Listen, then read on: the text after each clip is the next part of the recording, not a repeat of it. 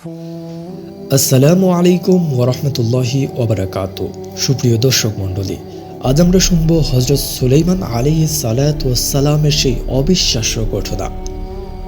তিনি কিভাবে জিন জাতিকে কাজে লাগিয়ে মসজিদুল আকসা পুনর্নির্মাণ করেছিলেন। তারই সাথে মসজিদুল আকসার কাজ এখনও বেশ বাকি, কিন্তু মহান রব্বুল আলামিনের হুকুমে ওনার মৃত্যুর ডাক চলে আসলো। আল্লাহর নবী হজরত সুলাইমান আলাইহিস সালাতু ওয়াস সালাম জানতেন ওনার মৃত্যুর পর জিন জাতি আর কাজ করবে না। তখন তিনি এমন একটি কৌশল অবলম্বন করলেন যার কারণে জিন জাতি দিনের পর দিন, মাসের পর মাস অক্লান্ত পরিশ্রম করে মসজিদুল আকসার কাজ শেষ করল। হঠাৎ একদিন হজরত সুলাইমান আলাইহিস সালাতু ওয়াস সালাম মাটিতে ধসে পড়লেন। তখন হাজার হাজার জিনজাতি বুঝতে পারল হজরত সুলাইমান আলাইহিস সালাতু ওয়াস সালাম অনেক আগে দুনিয়া ত্যাগ করেছেন। প্রিয় দর্শক মণ্ডলী, এই অবিশ্বাস্য ঘটনার সম্পূর্ণ তথ্য জানব আজকের এই ভিডিওতে। ঘটনা শুরু মসজিদুল আকসা থেকে। মসজিদুল আকসা হলো মুসলমানদের প্রথম কিবলা কাবা। তার ঠিক 40 বছর পর মসজিদুল আকসা। এই নিয়ে আল্লাহ রসুল সাল্লাল্লাহু আলাইহি ওয়াসাল্লাম বলেছেন, সহিহ বুখারী ও সহিহ মুসলিম, পৃথিবীর প্রথম মসজিদ হলো পবিত্র কাবা, তারপর আকসা। আকসার ভিত্তি স্থাপন হয় প্রাচীনকালে, পরে নবীগণের পুনর্নির্মাণ করেন। তারই ধারাবাহিকতায় হযরত দাউদ আলাইহিস সালাতু ওয়াস সালাম কাজ শুরু করেন, কিন্তু শেষ হওয়ার দায়িত্ব পড়ে তার পুত্রের উপর, হযরত সুলাইমান আলাইহিস সালাতু ওয়াস সালামের উপর। আর এখান থেকেই শুরু হয় ইতিহাসের এক অলৌকিক অধ্যায়। মহান রব্বুল আলামিন হযরত সুলাইমান আলাইহিস সালাতু ওয়াস সালামকে এমন রাজত্ব দিলেন যা পৃথিবীর আর কাউকে দেননি। হযরত সুলাইমান আলাইহিস সালাতু ওয়াস সালামের অধীনে বাতাস ছিল, জিনও ছিল তার অধীনে। তাকে নিয়ে পবিত্র কোরআনে সূরা সাবা আয়াত নং 12 এবং 13 নংয়ে মহান রব্বুল আলামিন বলেন, জিনেরা তার জন্য প্রাসাদ, বিশাল স্থাপনা, পাত্র, ভাস্কর্য বানাত। আলেমগণ বলেন, মসজিদুল আকসা পুনর্নির্মাণও তাদের মাধ্যমেই সম্পন্ন হয়। ভাবুন, মানুষ নয়, জিনেরা বিশাল স্থাপত্য গড়েছে।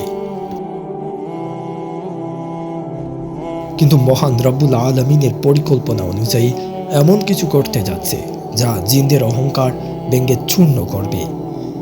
নির্মাণ কাজ চলছে, এখনো মসজিদুল আকসার বেশ কাজ বাকি।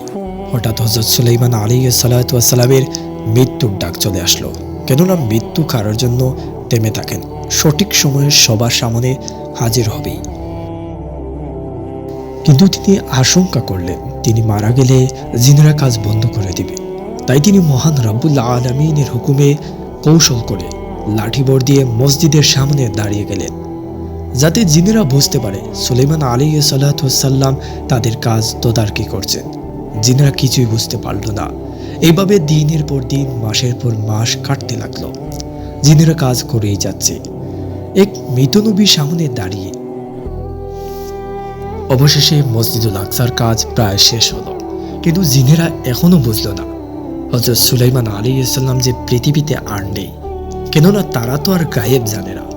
আমাদের মুসলমানদের মধ্যে অনেকের ধারণা রয়েছে যে জিনেরা গায়েব জানে। প্রিয় দর্শক মণ্ডলী, এই কথাগুলো মনোযোগ দিয়ে শুনবেন। যখন হযরত সুলাইমান আলাইহিস সালাতু ওয়াস সালাম মসজিদের সামনে এখনো অবস্থানত রয়েছেন, কিন্তু জিনেরা এখনো জানে না, তখন মহান রব্বুল আলামিনের হুকুমে একটি গুই পোকা ওনার লাঠিতে ঢুকলো। সেই গুই পোকা ধীরে ধীরে লাঠি খেতে শুরু করলো। হঠাৎ একদিন লাঠি ভেঙে গেল, তিনি তখন মাটিতে পড়ে গেলেন। যখন আল্লাহর নবী হযরত সুলাইমান আলাইহিস সালাম মাটিতে পড়ে গেলেন, তখন জিনেরা বুঝতে পারল হযরত সুলাইমান আলাইহিস সালাম অনেক আগেই পৃথিবী ত্যাগ করেছেন। জিনেরা তখন বুঝলো তারা গায়েব জানে না। এই নিয়ে মহান রব্বুল আলামিন বলেন সূরা সাবা, যদি তারা গায়েব জানতো তবে অপমানজনক শাস্তিতে থাকতো না। এটাই হলো জিনদের জন্য একটি বড় শিক্ষা। গায়েব কেবল মহান আল্লাহ জানেন, জিনেরা কোনো প্রকার গায়েব জানে না। মসজিদুল আকসা যখন নির্মাণ কাজ হচ্ছিল, তখন হযরত সুলাইমান আলাইহিস সালাম 3টি দোয়া করেছিলেন। একটি হলো ন্যায় বিচারের জন্য, 2 নম্বর হলো তিনি অতুলনীয় রাজত্বের জন্য মহান রব্বুল আলামিনের কাছে দোয়া করেছিলেন। 3 নম্বরে দোয়া করেছিলেন যে ব্যক্তি কেবল নামাজের নিয়তে আকসায় আসবে সে যেন পাপমুক্ত হয়ে ফিরে। এই নিয়ে আল্লাহ রসুল সাল্লাল্লাহু আলাইহি ওয়াসাল্লাম বলেছেন, প্রথম 2টি দোয়া মহান রব্বুল আলামিন তখনই কবুল করেছেন। তৃতীয়টির ব্যাপারে আমি আশা করি কবুল হয়েছে। ভাবুন, এক নবীর দোয়া আজও আমাদের জন্য রয়ে গিয়েছে। হযরত সুলাইমান আলাইহিস সালাম ছিলেন ন্যায় বিচারক। মহান রব্বুল আলামিন উনাকে অসংখ্য নাজ নিয়ামত দিয়েছিলেন অসংখ্য অগণিত রাজত্ব। আকসা কাঁদছে, কিন্তু একদিন সুলাইমান আলাইহিস সালাম এটিকে করেছিলেন আল্লাহর ঘর হিসেবে। আল্লাহ আমাদেরকে আকসাকে ভালোবাসার তৌফিক দিন, সেখানে নামাজ পড়ার সুযোগ দিন। বলুন আমিন।